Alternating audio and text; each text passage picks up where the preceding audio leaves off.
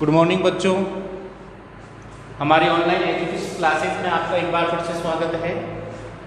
और मैं एक बार फिर से आपके सामने ऑनलाइन क्लासेस में उपस्थित हूँ एक नया टॉपिक लेकर। बच्चों, अब से पहले हमने जो वीडियो अपलोड किए हैं उनके अंदर हमने आपको बताया है भारत का जो परिचय था उससे संबंधित 3 वीडियो आपने देखे। आज का जो हमारा टॉपिक रहेगा वो चैप्टर 2 से संबंधित रहेगा, अध्याय 2 से संबंधित रहेगा। अध्याय 2 जो है उसकी हम चर्चा करने वाले हैं। अध्याय 2 और चैप्टर का नाम है संरचना और भू-आकृति। संरचना और भू-आकृति, ये हमारे चैप्टर का टाइटल है। संरचना और भू-आकृति विज्ञान।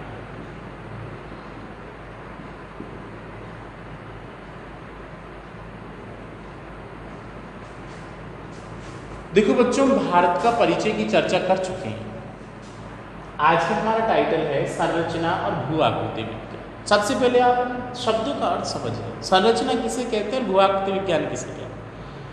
देखिए, संरचना शब्द का मतलब होता है बनावट। किसी भी चीज़ की, चाहे वो जैविक हो या फिर वो अजैविक हो, उसकी निश्चित संरचना होती है, निश्चित बनावट होती है। और कोई भी चीज़, चाहे वस्तु हो, जैविक अजैविक कुछ भी हो, वो किसी एक चीज़ से मिलकर नहीं बनती। 2 या 2 से अधिक पदार्थों का मिलना जरूरी होता है।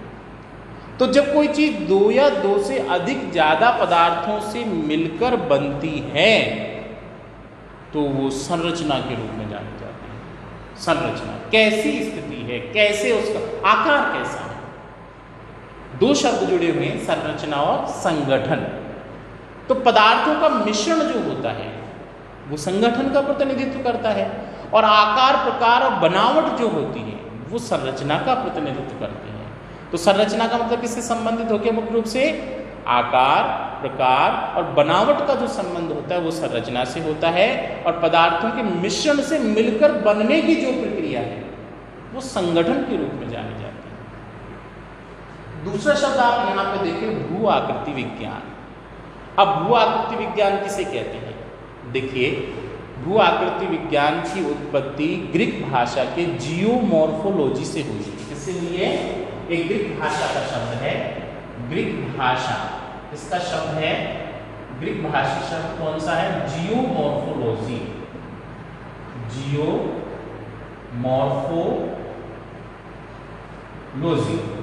ये शब्द है जिससे किसकी उत्पत्ति हुई है? भू-आकृति विज्ञान। क्या बना है? भू-आकृति विज्ञान। अब आप ये देखेंगे कि जियोमॉर्फोलॉजी क्या है। तो देखिए, जियो जो शब्द है इसका मतलब होता है पृथ्वी। क्या होता है? पृथ्वी। और ये जो मॉर्फो शब्द है यहाँ पे आप देख रहे हैं, इसका मतलब होता है आकृति। और ये जो लॉजी शब्द देख रहे हैं इसका मतलब होता है वर्णन करना, वर्णन करना। तो तीनों का अर्थ जब एक साथ में निकालेंगे तो क्या निकल कर आएगा? पृथ्वी की आकृतियों का वर्णन करना। तो एक ऐसा विषय जो पृथ्वी की आकृतियों का वर्णन करता है उसी को हम किसके नाम से जानते हैं? भू-आकृति विज्ञान के नाम से जानते हैं। अब हम चर्चा कर रहे थे किसके बारे में? भारत के बारे में। किसके बारे में? भारत के बारे में। तो देखिए बच्चों, हम भारत की संरचना और भू-आकृति दोनों की चर्चा करने वाले हैं। अब आपने भी ये चीज़ बहुत अच्छी तरह सुनी होगी और देखी भी होगी कि हमारा भारत क्षेत्रफल की दृष्टिकोण से एक बड़ा देश है, 7वां स्थान रखता है, जैसे हमने लास्ट वीडियो में पढ़ा था। अब इस पूरे भारत की क्या बनावट एक जैसी है? क्या संरचना एक जैसी है? क्या सभी जगह पर्वत मिलते हैं, या पूरा भारत मैदान है, या फिर पूरा भारत पठारी पठार है? ऐसा है क्या? नहीं है। तो भारत की जो बनावट है वो अलग अलग है। एक और उत्तर में क्या मिल रहे हैं? पर्वत मिल रहे हैं। दक्षिण में क्या मिल रहा है? पठार मिल रहा है। मध्यवर्ती भाग में क्या मिल रहा है? मैदान मिल रहा है। भारत के पश्चिम भाग में क्या मिल रहा है? मरुस्थल मिल रहा है। दक्षिणी पूर्वी और दक्षिणी पश्चिम भागों में क्या मिल रहे हैं? समुद्र तटीय मैदान मिल रहे हैं। और दूर मुख्य जो भूमि उससे दूर सागरों में क्या मिल रहा है? द्वीप। तो भारत की जो बनावट है वो समान नहीं है, असमान बनावट है। और असमान बनावट की जो प्रक्रिया होती है वो किसके ऊपर डिपेंड करती है? विवर्तनिक शक्तियों पर निर्भर करती है। अब ये विवर्तनिक शक्तियां क्या होती हैं? ऐसी शक्तियां जो धरातल पर हलचल उत्पन्न करती हैं उनको विवर्तनिक शक्तियां कहते हैं। विवर्तनिक शक्तियां, विवर्तनिक शक्तियां, तो ऐसी शक्तियां जो धरातल पर हलचल उत्पन्न करती हैं उनको विवर्तनिक शक्तियां कहते हैं। और इन विवर्तनिक शक्तियों के कारण धरातल पर क्या आता है? बदलाव आता है, परिवर्तन आता है। तो धरातल पर परिवर्तन करने वाली ऐसी शक्तियों को क्या कहा जाता है? विवर्तनिक शक्तियों के नाम से जाना जाता है। और ऐसी विवर्तनिककारी शक्तियां जो होती हैं वो अंतर्जात और बहिर्जात बलों के रूप में शामिल की जाती हैं। अंतर्जात और बहिर्जात बलों के रूप में। अंतर्जात बल किसे कहते हैं और बहिर्जात बल किसे कहते हैं? तो जो धरातल के अंदर संपन्न होते, पृथ्वी के अंदर संपन्न होते हैं उन्हें अंतर्जात बल कहते हैं। और जो पृथ्वी के ऊपरी भाग में धरातल के ऊपर संपन्न होते हैं उन्हें क्या कहते हैं? बहिर्जात। तो अंतर्जात और बहिर्जात बलों के कारण इनको कितने भागों में बांट दिया गया? 2 भाग। एक तो कौन सा हो गया? अंतर्जात, और दूसरा कौन सा हो गया? बहिर्जात। देखो बच्चों, इनकी हम चर्चा आगे जाके करने वाले हैं। जो भौतिक पर्यावरण या भौतिक खंड वाली जो आपकी बुक है, हमारी जो बुक का पहला जो खंड है उसमें विवर्तनिक शक्तियों का पूरा चैप्टर आने वाला है। तो इनके कारण धरातल पर परिवर्तन आता है और परिवर्तन के कारण कहीं पे पहाड़ बनते हैं, कहीं पे मैदान बनते हैं, कहीं पे पठार बनते हैं, कहीं पर हम देखें कि कगार बनते हैं। धरातल पर कहीं पे भ्रंश मिलता है, कहीं पे क्षेपण मिलता है, कहीं पे जलप्रपात मिलता है। तो धरातल असमान है, बनावट है। तो हमारे भारत की जो बनावट है असमान, संरचना असमान। अब ये जो विवर्तनिक शक्तियां थी, आपको पता है कि प्राचीन काल में जो भारत था वो इंडो ऑस्ट्रेलियन प्लेट का हिस्सा था। इसका हिस्सा था इंडो ऑस्ट्रेलियन प्लेट का हिस्सा, इंडो ऑस्ट्रेलियन प्लेट। और ये जो प्लेट थी ये भूमध्य रेखा के दक्षिण में थी। कहाँ थी? भूमध्य रेखा के दक्षिण में थी। लेकिन बाद में क्या हुआ? इसने धीरे धीरे उत्तर की ओर खिसकना प्रारंभ कर दिया। और जैसे ये उत्तर की ओर खिसकने लगी ये 2 भागों में बट गई। ऑस्ट्रेलियन प्लेट तो कहाँ की ओर चलेगी? दक्षिण पूर्व की ओर चलेगी। और इंडियन प्लेट कहाँ की ओर आ गई? उत्तर की ओर आ गई। तो भारतीय प्लेट जैसे ही उत्तर की ओर आई, भारतीय प्लेट रूपी भाग में विवर्तनिक शक्तियां प्रारंभ हुई और विवर्तनिक शक्तियों के परिणाम स्वरूप भारत की संरचना क्या होती गई? अलग अलग होती गई। और इसी कारण आज हमारे भारत में प्रादेशिक आधार पर या क्षेत्रीय आधार पर संरचना संबंधी भिन्नताएं विशेष रूप से देखने को मिलती है। कभी आपने सुना है कि कहीं पे काली मिट्टी मिलती है, कहीं लाल मिट्टी मिलती है, कहीं पे पीली मिट्टी मिलती है? ऐसा क्यों? अलग अलग जगह मिट्टी अलग अलग क्यों? सभी जगह एक समान क्यों नहीं? क्योंकि आपको बहुत अच्छे से पता होगा मिट्टी का निर्माण किससे होता है? चट्टानों से होता है। किससे होता है? चट्टानों से। और चट्टानें सभी जगह क्या नहीं मिलती? समान नहीं मिलती। कहीं पर आग्नेय चट्टान मिलती है, कहीं पे अवसादी चट्टान मिलती है और कहीं पर कायांतरित चट्टान मिलती है। तो जहां पर पठारी चट्टानें मिलेंगी आग्नेय चट्टानों के रूप में, तो सीधी सी बात है वहाँ काली मृदा का निर्माण होगा। जहाँ पे अवसादी चट्टानें मिलेंगी तो सीधी सी बात है वहाँ पे मैदानी मृदाओं का या फिर हम ऐसा कहें कि धूसर मरु मिट्टियों का निर्माण होने वाला। तो अलग अलग क्षेत्रों में जैसी जैसी चट्टानों की स्थिति होती है, चट्टानों की जैसी संरचना होती है, कोमल भी हो सकती है, कठोर भी हो सकती है। तो कठोर होगी तो कठोर मिट्टी बनेगी और कोमल संरचना वाली चट्टान होगी तो कोमल मिट्टी बनने वाली है। तो जैसी जैसी संरचना होगी उसी के हिसाब से किसका निर्माण होता है? मृदाओं का निर्माण होता है। और ये मृदाओं के निर्माण की प्रक्रिया किसमें शामिल की जाती है? भूगर्भ शास्त्र के रूप में शामिल की जाती है, धरातल भूआकृति विज्ञान के रूप में शामिल की जाती है। तो भारत की जो संरचना है वो समान नहीं है। और इस पूरी असमान संरचना को ध्यान में रखते हुए पूरे भारत को मुख्य रूप से 3 भूवैज्ञानिक खंडों में बांटा गया। कितने भूवैज्ञानिक खंडों में बांटा गया है? 3 भूवैज्ञानिक खंडों में मुख्य रूप से बांटा गया भूवैज्ञानिक खंड। और 3 जो भूवैज्ञानिक खंड हैं वो कौन कौन से? पहले की हम चर्चा करते हैं, पहला, दूसरा और तीसरा। पहला जो भाग है उसको हम बोलते हैं प्रायद्वीपीय खंड। क्या बोलते हैं? प्रायद्वीपीय खंड। दूसरा जो आता है वो आता है हिमालय पर्वतीय खंड। कौन सा आता है? हिमालय पर्वतीय खंड। और तीसरा जो आता है वो आता है सिंधु गंगा का मैदान, सिंधु गंगा का मैदान। ये 3 भूवैज्ञानिक खंड हैं जिसमें पूरे भारत को बांटा गया। संरचना के आधार पर भारत को 3 भूवैज्ञानिक खंडों में बांटा गया। तो सबसे पहले वाले की चर्चा करते हैं, प्रायद्वीपीय खंड। प्रायद्वीपीय खंड क्या है? देखो, पहला जो हमारा वीडियो था उसमें मैंने आपको बताया था कि भारत की जो स्थिति है वो कैसी है, प्रायद्वीपीय। हम भारत को क्या बोलते हैं? प्रायद्वीपीय बोलते हैं। मैंने मैप में बताया था कि भारत का ये वाला जो भाग, यहाँ क्या है? बंगाल की खाड़ी है, यहाँ क्या है? अरब सागर है, और यहाँ पे क्या है? हिंद महासागर। तो भारत की ऐसी स्थिति होने के कारण तीनों ओर क्या फैला हुआ है? पानी फैला हुआ है, पानी फैला हुआ है। तो तीनों ओर पानी फैला हुआ होने के कारण भारत को प्रायद्वीप कहते हैं। क्या कहते हैं? प्रायद्वीप। और इस प्रायद्वीपीय खंड के अंदर भारत के प्रायद्वीपीय पठारी भाग को शामिल किया।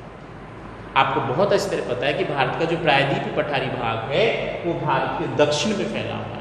कहाँ फैला हुआ है? दक्षिण की ओर। तो लगभग आप कंडीशन देखेंगे, इसमें आपको बताऊं कि लगभग ये जो कंडीशन है ये भारत के प्रायद्वीपीय पठारी भाग की स्थिति आपके सामने आती है। ऐसी स्थिति में हमारा प्रायद्वीपीय पठारी भाग, लगभग ऐसी स्थिति, ये प्रायद्वीपीय पठारी भाग है। तो ये प्रायद्वीपीय पठारी भाग है, इसमें पठार को शामिल किया जाता है।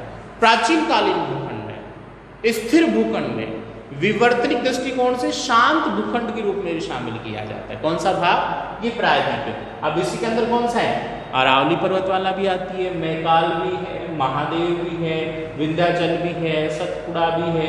इधर आप गिर पहाड़ी आ जाएंगी, यहाँ पे आप देखेंगे सहाद्री की पहाड़ी आ जाएंगी, फिर यहाँ पे आप देखेंगे पालनी की पहाड़ी आ जाएंगी, यहाँ देखेंगे नीलगिरी, अन्नामलाई और इलायची की पहाड़ी आ जाएंगी, उसके बाद में जावादी की पहाड़ी आ जाएंगी, उसके बाद में आप देखेंगे पालकोंडा की पहाड़ी आ जाएंगी, उसके बाद में वेनीकोंडा की पहाड़ी आ जाएंगी, उसके बाद में यहाँ उड़ीसा में आप आओगे तो महेंद्रगिरी और मलयगिरी की पहाड़ी। ये सारी की सारी जो पहाड़ियाँ हैं वो किसका भाग है?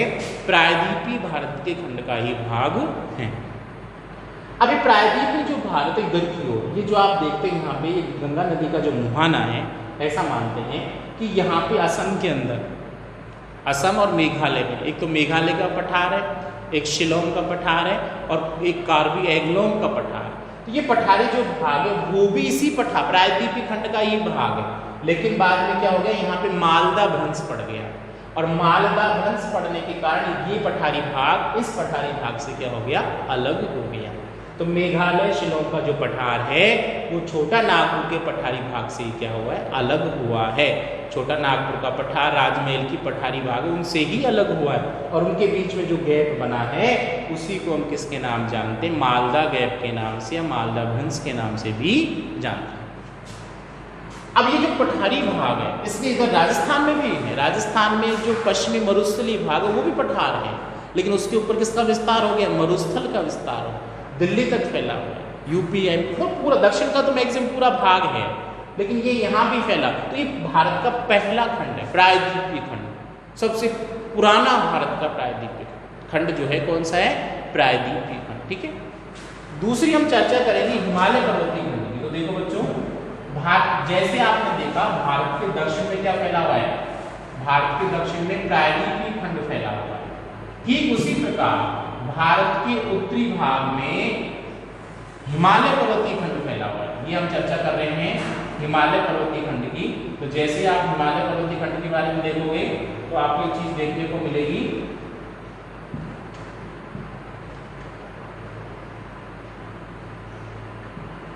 देखिए भारत का जो उत्तरी भाग है वहां पे हिमालय पर्वत मिलता है, बहुत अच्छे से पता है आपको। ये भारत का उत्तरी भाग है, और यहाँ पे ये पूरा का पूरा जो एरिया है ये हिमालय पर्वतीय खंड का भाग, यहाँ हिमालय पर्वत फैला हुआ है। विश्व का सबसे ऊंचा जो पर्वतीय भाग है कौन सा? हिमालय पर्वतीय भाग। और हिमालय पर्वत की सबसे ऊंची चोटी कौन सी? Mount Everest, 8,848 metre. तो जैसे दक्षिण का जो प्रायद्वीपीय खंड था एक प्राचीन भूखंड था और विवर्तनिक दृष्टिकोण से लगभग शांत क्षेत्र था, लेकिन इसके विपरीत ये जो हिमालय पर्वतीय खंड है ये विवर्तनिक दृष्टिकोण सक्रिय क्षेत्र है। यहाँ पर अंतर्जात बल और बहिर्जात बल बहुत ज्यादा मात्रा में सक्रिय रहते हैं। और इसी कारण भारत के इस भाग में सबसे ज़्यादा भूकंप महसूस किए जाते हैं, क्योंकि विवर्तनिक दृष्टिकोण से कैसा है, सक्रिय क्षेत्र है। अब यहाँ पे क्या ढाल की मात्रा अलग मिलती है, तो नदियों की जो प्रवणता है, नदियों की जो गति है वो भी अधिक पाई जाती है। और नदियों की तीव्रगामी होने के कारण यहाँ पे वी आकार की घाटियों का निर्माण होता है, गॉर्ज का निर्माण होता है, कैनियन का निर्माण होता है, जलप्रपातों का निर्माण होता है, अवनमन कुंड देखने को मिलते हैं हमको। और साथ साथ में आप देखेंगे बहुत सारी जैसे जो अपरदनात्मक स्थलाकृति हैं वो यहाँ देखने को मिलती है। किसके अंदर, हिमालय पर्वतीय क्षेत्र के अंदर ऊंचे नीचे कटक देखने को मिलते हैं, विभिन्न प्रकार के भूसों का निर्माण है। तो ये हमारे भारत का दूसरा खंड था जिसको हमने क्या कहा, हिमालय पर्वतीय खंड के रूप में, और इसके सहायक पहाड़ियों के रूप में शामिल किए जाते हैं। अब बच्चों चलते तीसरे भाग के ऊपर, सिंधु गंगा का मैदान। देखो आपने दो भूवैज्ञानिक खंडों की चर्चा की अभी हमने, एक तो कौन सा, दक्षिण में फैला हुआ प्रायद्वीपीय खंड, और दूसरा हमने चर्चा की इसकी उत्तर में फैला हुआ हिमालय पर्वतीय खंड। अब ये जो तीसरा जो खंड है, एक तो आपने देखा कौन सा, प्रायद्वीपीय पर्वतखंड, और दूसरा आपने देखा कौन सा, हिमालय पर्वतीय खंड। इन दोनों खंडों के बीच में एक भूवैज्ञानिक खंड और फैला हुआ मिलता है, और ये दूसरा जो भूवैज्ञानिक खंड यहाँ फैला हुआ मिलता है उसी को हम किसके नाम से जानते हैं, सिंधु गंगा के मैदानी खंड के रूप में जाना जाता है। आपने देखा ये वाला जो पूरा भाग है ये किसके रूप में, हिमालय पर्वतीय खंड के रूप में, और आपने देखा ये वाला जो अधिकांश भाग है किसके रूप में है, ये पठारी खंड के रूप, प्रायद्वीपीय या पठारी भाग खंड के रूप में। इन दोनों भागों के बीच में ये प्रायद्वीपीय खंड हो गया, ये कौन सा हो गया, हिमालय खंड हो गया, हिमालय पर्वतीय खंड हो गया। इन दोनों के बीच में ये जो भाग देख रहे हैं, ये भाग क्या, इन दोनों भागों की तुलना में नीचे दर्शा हुआ, अपनति के रूप में नहीं होकर अभिनति के रूप में है। अभिनति का मतलब होता है नीचे की ओर धसा हुआ भाग, तो ये गर्त है, गड्ढा है, अभिनतिक गड्ढा है, नीचे की ओर धसा हुआ गड्ढा है। और इस नीचे की ओर धसे हुए गड्ढे में क्या होता है, हिमालय से नदियां निकलती हैं, तो ढाल कहाँ की ओर है, दक्षिण की ओर है, दक्षिण पूर्व की ओर है। तो हिमालय से निकलने वाली नदियों के कारण उनका वेग तीव्र होता है, और उनके बीच में पानी के बहाव के साथ में चट्टानें आती हैं, कंकड़ आते हैं, पत्थर आते हैं, और लुढ़कते लुढ़कते लुढ़कते कहाँ जाते, इस भाग में आकर जम जाते हैं। तो ये जो गड्ढा है इसमें आकर जब वो कचरा जम गया, तो गड्ढे में कचरे के जम जाने के कारण यहाँ पे जो भूवैज्ञानिक खंड बना, उस भूवैज्ञानिक खंड को ही हम किसके नाम से जानते हैं, सिंधु गंगा के मैदान के नाम से जाना जाता है। और ये सिंधु गंगा का मैदानी जो खंड है वो भारत का एक उपजाऊ खंड है। ऐसा भाग है उपजाऊ भाग, और इसी भाग के अंदर भारत की सबसे ज्यादा मात्रा में जनसंख्या भी निवास करती है। अब ये जो सिंधु गंगा का मैदानी खंड है, इसके अंदर अवसादों की प्रधानता पाई जाती है। अपक्षय के पश्चात जो अपर्दन की प्रक्रिया होती है, उस अपर्दन की प्रक्रिया से जितने भी अवसाद लाए जाते हैं वो सारे के सारे अवसाद इसी भाग में आकर जमते हैं, और इस भाग में आकर अवसादों के जमने के कारण सिंधु गंगा के मैदानी भाग का निर्माण हुआ। और इस सिंधु गंगा का जो मैदानी भाग है ये भारत के मध्यवर्ती भाग में फैला हुआ होने के कारण एक ओर इसकी सीमा कौन बनाता है, हिमालय पर्वत खंड बनाता है, दूसरी ओर इसकी सीमा कौन बनाता है, प्रायद्वीपीय खंड बनाता है। तो दोनों, एक प्राचीन कालीन खंड और दूसरा विवर्तनिक दृष्टि से सक्रिय खंड के रूप में इसकी स्थिति होने के कारण ये विवर्तनिक दृष्टिकोण से संक्रमण क्षेत्र के रूप में शामिल किया जाता है। तो बच्चों ये तीन हमारे जो खंड थे ये संरचना के आधार पर बताए गए। संरचना के आधार पर भारत को इन तीन भूवैज्ञानिक खंडों में बांटा गया था, जिनकी आज के इस वीडियो में हमने क्या की है, चर्चा की। तो हमारा ये वीडियो आज यहीं समाप्त होता है। नेक्स्ट जो हमारा वीडियो आएगा वो भारत के भू आकृति संबंधित आने वाला है कि भारत को भू आकृतिक दृष्टिकोण से कितने भागों में बांटा गया है। तो आप वीडियो को मिस नहीं करें और रेगुलर वीडियो देखते रहें। आप सभी को धन्यवाद।